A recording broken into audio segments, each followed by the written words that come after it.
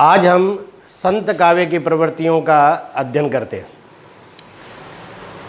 भक्ति काल में निर्गुण और सगुण दो काव्य धाराएं हैं। निर्गुण काव्य धारा के अंतर्गत संत काव्य और प्रेम काव्य दोनों को शामिल किया जाता है। संत काव्य जो है उसके बारे में हम बात करें तो वो संतों के द्वारा लिखा है, और संत वो है जिसकी चित्तवृत्तियाँ शांत हो गई है। संत वो है जो सत्य को जान लिया है। संत वो है जो लोक मंगल की कामना से प्रेरित है। ऐसे संतों ने जब समाज के लिए सिद्धांत दिए, काव्य लिखा, उसे संत काव्य कहते हैं और उसकी भाव पक्ष की प्रवृत्तियों पर नज़र डालते हैं। संत काव्य पर अद्वैतवाद या वेदांत का प्रभाव दिखता है।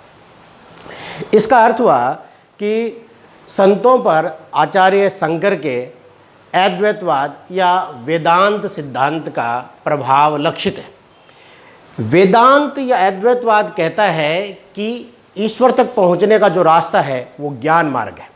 ज्ञान के द्वारा हम ईश्वर तक पहुंच सकते हैं, और जब हमें ज्ञान हो जाता है तो हम ये जान पाते हैं कि अहम ब्रह्मस्मि, मैं ब्रह्म हूँ, तत्वमसि, तुम भी वही हो, सर्व खलु इदम ब्रह्म, सारा संसार ब्रह्म में है, ब्रह्म एको द्वितीयो नास्ति, ब्रह्म एक है।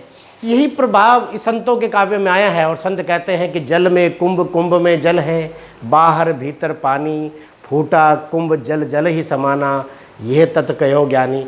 मतलब जो मटका है पानी से भरा हुआ, वो पानी के अंदर ही तैर रहा है, उसके बीच की जो दीवार है वो माया है, और ज्ञान की जब उस पर चोट लगती है तो वो माया हट जाती है और पानी पानी में मिल जाता है। अंदर का जो पानी है वो जीव है और बाहर का पानी है जो परमात्मा है। जीव और परमात्मा का इस प्रकार मेल हो जाता है। ये संतों के काव्य में दिखता है।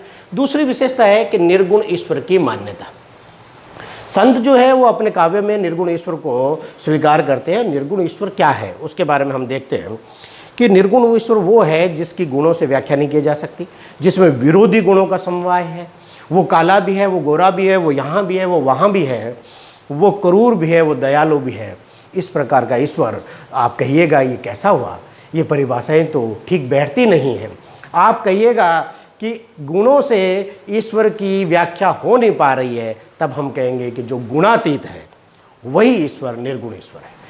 इस निर्गुण ईश्वर की इन्होंने मान्यता की है, और उस निर्गुण ईश्वर के बारे में संतों ने कहा है कि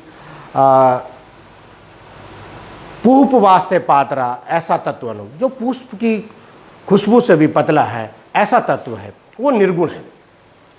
निर्गुण ईश्वर जो है उनके साथ इन्होंने रागात्मक संबंध जोड़े हैं। रागात्मक संबंध का अर्थ है कि जो संसार के संबंध है, संसार के अंदर जो माता पिता भाई इस प्रकार के संबंध है वो उन्होंने जोड़ लिए हैं। वो संबंध निर्गुण के साथ जोड़ना ही रहस्यवाद है। हम इस पॉइंट को भी साथ समझ लेते हैं कि रहस्यवाद क्या है। आप देखिए कि ये निर्गुण ईश्वर है, और ईश्वर के साथ जो जीव है वो संबंध जोड़ता है कि माता का संबंध।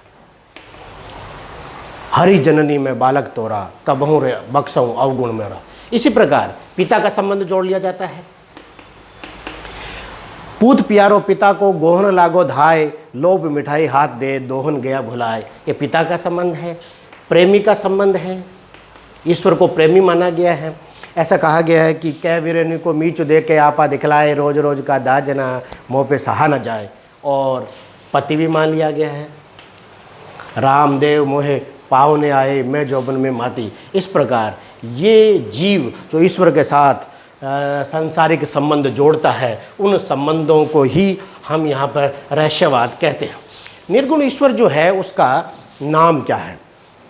वही नाम तो होगा, क्योंकि हम नाम स्मरण इसमें महत्वपूर्ण है संतों के काव्य में। तो उन्होंने, किसी ने हरि कहा है संत ने, किसी ने राम कहा है, और उस राम को उन्होंने व्याख्यायित करते हुए कहा कि ये राम वह राम नहीं है जो दशरथ का पुत्र है, सगुण अवतारी है, ये निर्गुण है, दशरथ सुत तिहु लोक बखाना, राम नाम का मर्म हाना। ये राम अलग है, इसका मर्म है आना, अन्य मर्म है, इसका अन्य अर्थ है।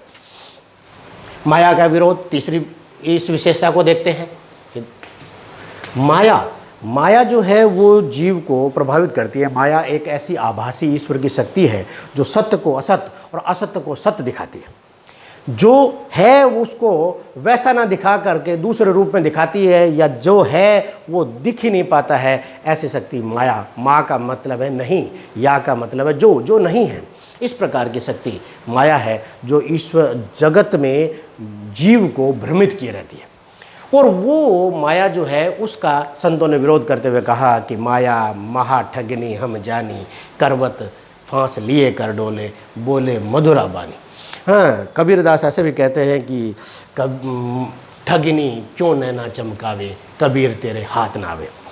इसी प्रकार उन्होंने इसको ईश्वर की आभासी शक्ति कहते हुए राम की दुल्हन का है कि रमैया की दुल्हन ने लूटो सारो बाजार, नागपुर लूटो सुरपुर लूटो, तीनों लोग मचो हाहाकार। ये माया ईश्वर की एक शक्ति है, आभासी शक्ति है जो जीव को मोहित करती है, प्रभाव में डालती है। इस माया को दूर करने का एकमात्र तरीका है ज्ञान की महत्ता।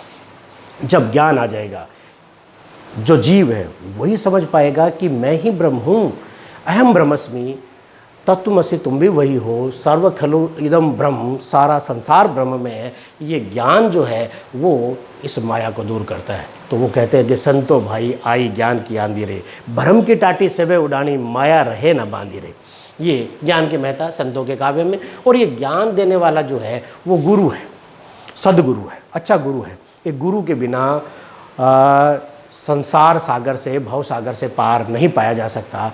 गुरु ही है जो वो ज्ञान देता है। तो गुरु के बारे में संत काव्य में आया है कि पीछे लागा जाई था लोक वेद के साथी, आगे थे सतगुरु मिलिया, दीपक दिया हाथी। हाथ में दीपक दे दिया कि तू खुद ही फैसला कर कि सही क्या है और गलत क्या है। गुरु कुम्हार घट शिष्य है, घड़ घड़ काटे खोट, और भीतर से रक्षा करे, बाहर मारे चोट। इस प्रकार गुरु है।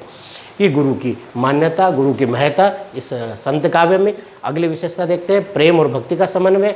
संत काव्य है, हम इसको निर्गुण मानते हैं और ये मानते हैं कि ये निराकार ईश्वर की बात है, परंतु इसमें भी भक्ति का तत्व है और भक्ति को भी उन्होंने बहुत अच्छा माना है और भक्ति का प्रभाव इसमें लक्षित होता है।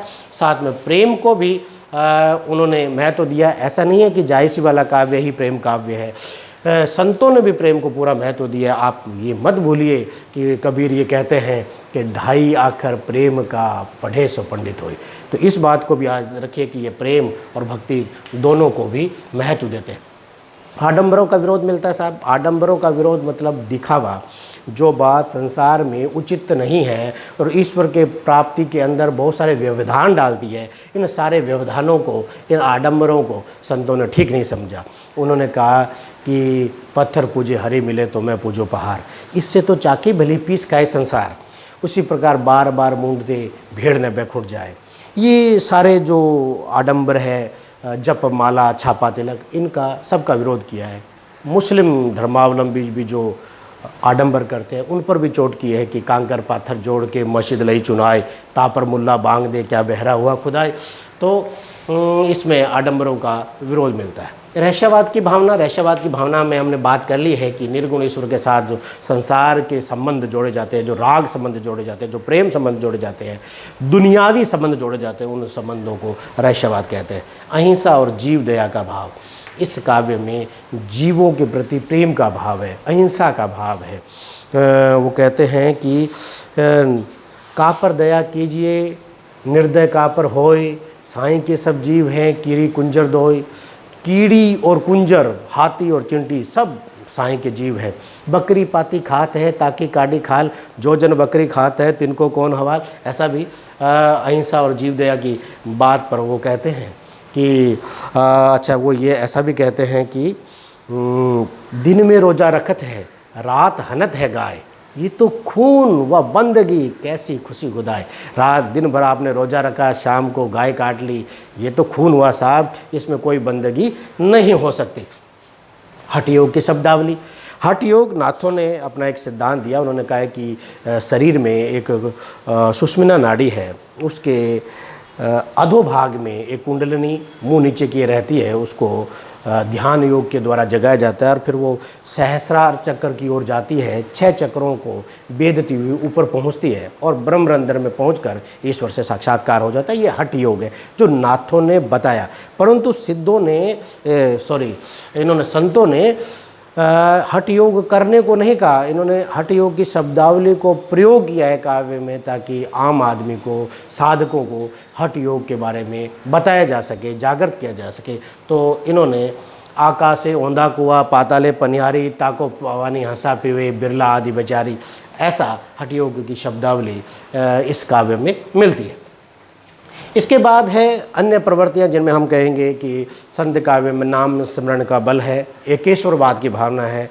एकेश्वरवाद में अक्षय पुरुष एक पेड़ है, निरंजन बाकी डार, तिरदेवा शाखा भय, पात भयो संसार। एक जो एकेश्वरवाद जो सूफी काव्यों से है, मुस्लिम धर्म के प्रभाव से है, हम बहुदेववाद को छोड़कर एकेश्वरवादी होते हैं संत में, तो उसके प्रभाव दिखता है।